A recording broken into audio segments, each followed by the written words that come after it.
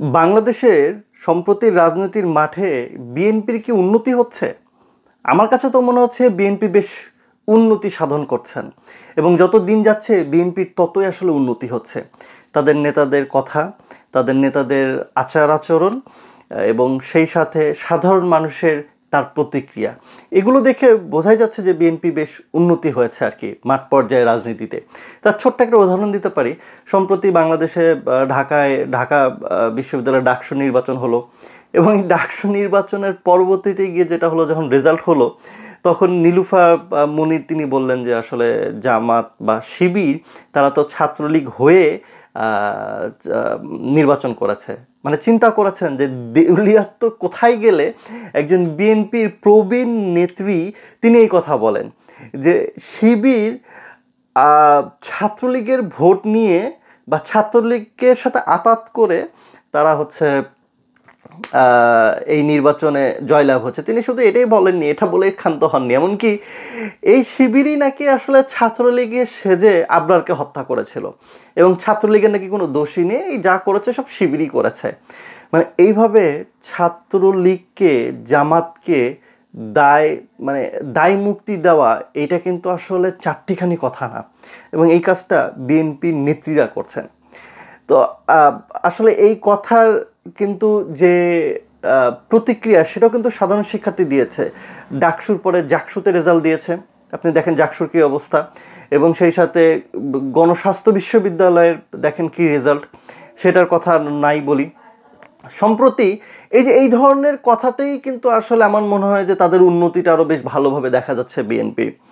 আর সম্প্রতি রাজশাহী বিশ্ববিদ্যালয়ের রাকসুর যে নির্বাচন পেছানোর ক্ষেত্রে বিএনপিপন্থী শিক্ষকদের যে এটাকে খুবই বাংলা ভাষায় যদি আমি বলি যে এইটা আসলে বলতে পারছি না, কিন্তু তারা যে ন্যাক্কারজনক যে ঘটনাটা ঘটালো, এইটা একেবারেই মেনে নেওয়া যায় না। কারণ তারা জানে যে রাজশাহী বিশ্ববিদ্যালয়ে ছাত্রদলের যে প্যানেল সেটা ভরাডুবি হবে হয়তো বা, এই ভয়ে তারা নির্বাচনে গেল না, তারা মাঝখানে ছুটি দিয়ে দিল এই পূজার জন্য, এবং মোটামুটি একটা স্পিরিট কমে যাবে এটা বুঝতে পারছেন। এবং আগামীতে দেখবেন যে প্রত্যেকটা বিশ্ববিদ্যালয়ে এই নির্বাচনগুলো তারা হতে দিবে না, পিছাবে, হতে দিবে না, কারণ তারা আসলে বুঝে গেছে।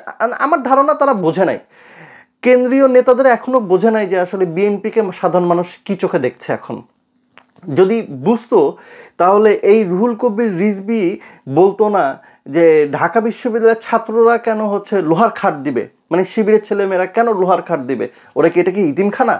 এই বক্তব্য আসলে দেয়া কি মনে হয় না যে এইটা বিএনপির ভয়ঙ্কর রকমের দেউলিয়াত্ব প্রকাশ হয়? কেন এইটা অ্যাপ্রিসিয়েশন তারা করতে পারতো না? কারণ তার ছাত্র দলের ছেলেমেয়েরা তো গ্রহণযোগ্যতার জায়গায় যেতে পারেনি। তার ছাত্র দলের নেতা যেভাবে টেবিল চাপড়ে ভিসির সামনে কথা বলেছে, তাতে ওইখানেই কিন্তু বিএনপির ভোট অনেকখানি চাঙ্গের উপরে উঠে গেছে আসলে। হ্যাঁ, যারা বোঝার পাবলিক তারা বুঝে গেছে যে বিএনপির ছাত্র দলের প্রকৃত রূপটা কি। আলটিমেটলি যদি প্রত্যেকটা জায়গাতে যদি সঠিক সময় নির্বাচন হয়, প্রত্যেকটা জায়গাতে আসলে ভরাডুবি হবে, কারণ শিক্ষার্থীরা, বিশ্ববিদ্যালয়ের শিক্ষার্থীরা যথেষ্ট সচেতন এবং তারা বুঝে শুনেই আসলে ভোটের রায় দিবে, কারণ তারা জানে আগামীতে বিএনপি সরকার গঠন করবে। আর সেই বিএনপির ছাত্রদল যদি প্রত্যেকটা বিশ্ববিদ্যালয়ে যদি ক্ষমতায় আসে, তাহলে তাদের কি অবস্থা হবে তারা জানে, কারণ ছাত্রলীগ যে অবস্থা করেছিল এদের চরিত্র সেম একই, ধরেন মুদ্রার এপিট ওপিট কিংবা ওই মাসুতু ভাই আর কি।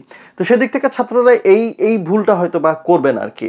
তো এই যে এই ধরনের বক্তব্য দিচ্ছে বিএনপির নেতারা, এবং এইতে দেওয়ার ফলে কি আসলে তারা কি প্রকাশ করছে? তারা কি আসলে বাংলাদেশের সাধারণ মানুষের পালস বুঝতে পারছেন না? জেনজেডদের পালসই নাকি বুঝতে পারছেন না? নাকি তারা এখনো ভাবছেন যে আরে বিএনপি হচ্ছে সব থেকে বড় দল? কারণ আমার ধারণা তাদের আসলে চিন্তা শক্তি, তাদের কর্মী বাহিনী হচ্ছে ওই টেম্পো স্ট্যান্ড, বাস স্ট্যান্ড, ওই রিক্সা স্ট্যান্ড, এদের কর্মী হচ্ছে তাদের মূল শক্তি আর কি। তো ওনারা আসলে ওনাদের বাইরে যেতেই পারছে না, কিন্তু এর বাইরেও যে বাংলাদেশ আছে, এর বাইরেও যে তরুণ শক্তি আছে, এটা ওনারা চিন্তাই করতে পারে না। তারা এখনো ধরে নিয়েছে যে আওয়ামী লীগ যেহেতু নেই, তার মানে দেশ সামনে আমরাই চালাবো, ভোট তো আমাদেরই সব। তো এই ধারণাটাই তাদেরকে এই ধরনের কথা বলতে আসলে প্ররোচিত করছে এবং তাদের এই উদ্যতপনা আসলে দেখাতে প্ররোচিত করছে। আপনি চিন্তা করেন যে তারেক রহমান তিনি বিদেশ থেকে বসে এখন পর্যন্ত ল্যাপটপ দিয়েই তিনি হচ্ছে বাংলাদেশ পরিচালনা করছেন, তার দল পরিচালনা করছেন, যার ফলশ্রুতিতে তিনি ল্যাপটপে 7,000 কর্মীকে তিনি ছাঁটাই করেছেন বা বহিষ্কার করেছেন। তো এইটা যেমন আগের প্রধানমন্ত্রী খুব গর্ব করে বলতেন যে আমার হচ্ছে পিয়ন সে 400 কোটি টাকার মালিক, তো উনিও গর্ব করে বলছেন যে আমি তো 7,000 কর্মী হচ্ছে যে ছাঁটাই করেছি বা বহিষ্কার করছি। এগুলো আসলে ভালো লক্ষণ না, এগুলো হচ্ছে নিজেদের দেউলিয়ত্ব প্রমাণ করার লক্ষণ আর কি। হ্যাঁ, এখন এই অবাধ তথ্য প্রবাহের যুগে আপনি কোনো কিছু লুকিয়ে রাখতে পারবেন না। আপনি আগে 2001 থেকে 2006 সালে তখন এত ইন্টারনেট ছিল না, আপনি গ্রামে গিয়ে যে বক্তব্য দেন, যাকে যা বলেন না কেন, সেগুলো অন্য গ্রামের মানুষ জানতে পারতো না। আর এখন আপনি গ্রাম কেন, গ্রামের ভিতরে প্রত্যন্ত অঞ্চলেও যদি আপনি কোথাও গিয়ে যদি কোনো কিছু বলে আসেন এবং সেটা যদি সাধারণ মানুষের এগেনস্টে যায়, মুহূর্তের ভিতরে গোটা বাংলাদেশের কোটি মানুষ ফেসবুকে দেখে ফেলছে আর কি। এই যে দেখেন, এই যে বিএনপির ভিতরে যারা আওয়ামীপন্থী আসলে বি টিম, তারা এই যে কিছুদিন আগে পিনাকি কিংবা ইলিয়াসের কে এক প্রকার দোষ দিয়ে বলছিলেন যে আমরা রাস্তাঘাটে আওয়ামী লীগকে প্রোটেস্ট করব না, জামাত যায় প্রোটেস্ট করুক আর কি।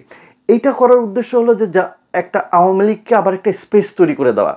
তো এই যে তারা এই কাজটা যে করলেন, রাস্তাঘাটে আওয়ামী লীগকে মিছিল করার সুযোগ করে দিলেন, নর্মালাইজ করলেন, এটা তো ভাই সাধারণ মানুষ বোঝে যে আপনারা আওয়ামী লীগের কথায় ওঠেন আর বসেন, আগে যেভাবে বসতেন এখনও বসেন আসলে। আর প্রকৃত যারা বিএনপি করেন দেখেন তাদেরকে কিন্তু কেউই মাঠে নাই। আপনি এর আগে যে স্বরাষ্ট্র প্রতিমন্ত্রী যিনি ছিলেন লুৎফুজ্জামান বাবর, দেখেন কোথাও নাই। আমরা যদি এহসানুল হক মিলনের কথা বলি, তিনি নেহাত ভালো মানুষ, শিক্ষাক্ষেত্রে তার যা অবদান এটা অনস্বীকার্য, তিনি দেখেন কোথাও নাই।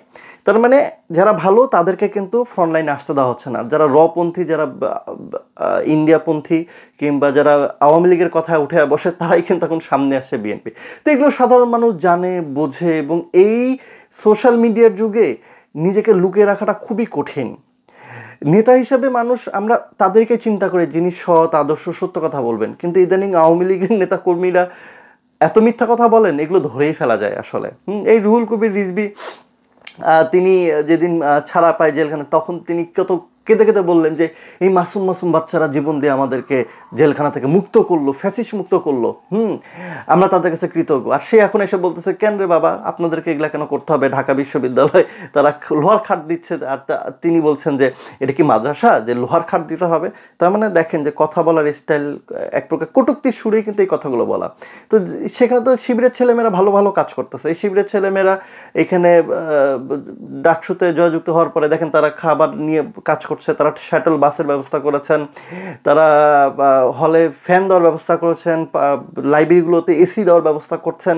ইভেন চায়নার একটা টিম এসে তারা কথা বলে গেছে, তারা ঢাকা বিশ্ববিদ্যালয়ে আবাসন ব্যবস্থার জন্য তারা বিল্ডিং করে দিবেন। তো এই উদ্যোগগুলো কে করেছে এর আগে বলেন, দেখান। আপনারা বলতে পারেন এগুলো আমাদের পরিকল্পনায় ছিল, হ্যাঁ পরিকল্পনা প্রতি বছরই থাকে, তো তার বাস্তবায়ন আসলে দেখা যায় না। তো সেদিক থেকে এই যে রায়টা ঢাকা বিশ্ববিদ্যালয় দিয়েছে, জাকসু কিংবা গণস্বাস্থ্য বিশ্ববিদ্যালয় যে রায়টা ছাত্ররা দিয়েছে, এগুলো কিন্তু আসলে প্রত্যেকে এক একটা ফ্যামিলির প্রতিনিধি এবং তাদের ফ্যামিলি কিন্তু এই রায়টি দিবে।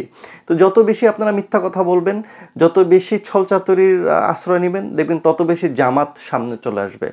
জামাতের জুলাই আগস্টে যে অবস্থান ছিল, দেখেন দিন শেষে জামাতকে এত দমন পীড়ন করেছে আওয়ামী লীগ, নিষিদ্ধ করেছে, খুন করেছে, মেরে ফেলেছে, তারপরে দেখেন জামাতকে কিন্তু শেষ পর্যন্ত আর থামানো যায়নি। জামাত এখন আছে এবং যত দিন যাচ্ছে জামাতের তত বেশি গ্রহণযোগ্যতা বাড়ছে। তাদের আচার আচরণ, তাদের সততা, তাদের নিষ্ঠা, সব কিছু মিলিয়ে দেখেন তারা কিন্তু এগিয়ে যাচ্ছে। আপনারা তত বেশি পিছিয়ে যাচ্ছেন, কিন্তু আপনাদের তো আসলে পিছানোর কথা না, বিএনপির তো পিছানোর কথা না। বিএনপি এক নেতা বিদেশ থেকে ল্যাপটপ নিয়ে রাজনীতি করছেন, এইখানে যারা আছেন সবাই স্পোক পারসন, হ্যাঁ, যে যার মতন করে বক্তব্য দিচ্ছেন, কিন্তু এতে যেটা হচ্ছে সেটা হচ্ছে হাসির পাত্র হচ্ছেন আপনারা। জেনজেডরা আপনাদেরকে নিয়ে হাসি ঠাট্টা তামাশা করছে। এই নির্বাচনে হয়তো বা দেখা যাবে যে আপনাদের খাবে, আপনাদের গুণগান করবে, আপনাদের মিছিল করবে, কিন্তু ভোটটা দিবে জামাতকে। এটাই করবে, কারণ তারা জানে যে বিএনপি কিংবা আওয়ামী লীগের একটা লিডারকে নিয়ে আসা, একটা এমপি হওয়া মানে ওই এলাকার যত কলেজ সব জায়গায় ঘুষের বিনিময়ে চাকরি হবে, যত প্রতিষ্ঠানের নিয়োগ সব জায়গায় ঘুষ দিয়ে চাকরি করতে হবে। আর যদি জামাত আসে তাহলে জামাতের এমপি অ্যাটলিস্ট এই কাজগুলো করবেন। কারণ বিগত সময় দেখেন যে জামাতের লিডাররা যেই জেলাতে ছিল, আপনারা পরিসংখ্যান নিয়ে দেখেন যে সেখানে দুর্নীতির কী অবস্থা হয়েছে। অ্যাটলিস্ট জামাত ওই সবাই দুর্নীতি করবে, কিন্তু অ্যাটলিস্ট ওই একটা ব্যক্তি হয়তো বা করবে না, তাহলে একজন ব্যক্তি তো কম করলো তুলনামূলকভাবে। তো সেদিক থেকে কিন্তু জামাত এগিয়ে যাচ্ছে সামনে যত দিন যাচ্ছে, এবং জামাত এত বেশি অর্গানাইজ, এত বেশি শৃঙ্খলা নিয়ে সামনে আগাচ্ছে। জামাত কিন্তু আর রক কাটাকাটির মধ্যে কিন্তু আপনি দেখতে পাচ্ছেন না, মারামারি কিন্তু দেখতে পাচ্ছেন না। ঢাকা বিশ্ববিদ্যালয়ে এত বেশি প্রভোগ করা হয়েছিল মারামারির জন্য, কিন্তু তারা কিন্তু মগজ দিয়ে, মাথা দিয়ে কিন্তু তারা প্রতিহত করেছে। সো সামনে তারা মাথা দিয়ে আসলে প্রতিহত করবে, তারা রাজনীতি করবে। তবে জামাতের বিষয়ে একটা কথা, সেটা হলো যে জামাত কেন জানি তাদের ওই গণ্ডির ভিতর থেকে বের হতে পারে না, ওই সাথী, ওই কর্মী, তাদের পরিবারের ভিতরে থেকে বের হতে পারে না। কিন্তু দেশের জন্য রাজনীতি করলে, দেশকে পরিচালনা করতে হলে রাজনীতি দল হবে সবার জন্য, তাই না? তাহলে না সার্বজনীন হবে, কিন্তু তারা ওই গোষ্ঠীর ভিতর থেকে কেন জানি বের হতে পারে না। তবে যত দিন যাচ্ছে বিএনপির উন্নতি হচ্ছে। বিএনপি যদি আসলে এভাবেই মিথ্যা কথা বলে, ছলচাতুরে আশ্রয় নেয়, আওয়ামী লীগকে নর্মালাইজ করার চেষ্টা করে, এবং আওয়ামী লীগের সুরে সুরেই যদি তারা কথা বলার চেষ্টা করে, কারণ এখন রাজাকার শব্দ বা বাংলাদেশের স্বাধীনতা বিরোধী শক্তি, এই শব্দগুলো আর খাচ্ছে না জেনজের। তো যত দিন যাবে এগুলো যত বেশি বলার চেষ্টা করবেন, তত বেশি আপনারা পিছিয়ে যাবেন, পিছন দিক থেকে আগানোর দিক থেকে আপনারা উন্নতি করবেন আর কি। তবে দেখা যাক সামনের নির্বাচনে আসলে সাধারণ মানুষ ভোটের মাধ্যমে কাকে রায় দেয়।